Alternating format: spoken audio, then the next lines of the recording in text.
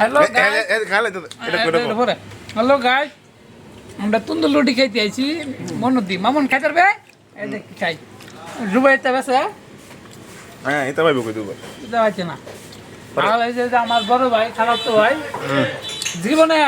আজ কতন ফার্স্ট দেখলাম বউরে থইয়া খাইতে খাইতেছে কেমন সম্ভব এটা যতদিন আছে খাইতো নিচে দৌড়া লাগে, বউ লাগে থইয়া নিচে একটু দৌড়া খাইছে লাগে। মাত্র একটু খাইয়া বউ লাগে বেকেন হয়ে গেছে তোর না ফার্স্ট টাইম তুই ভাই তোর না খাস হ্যাঁ আমি হ্যাঁ বলতে আমি তো দিছি বাবা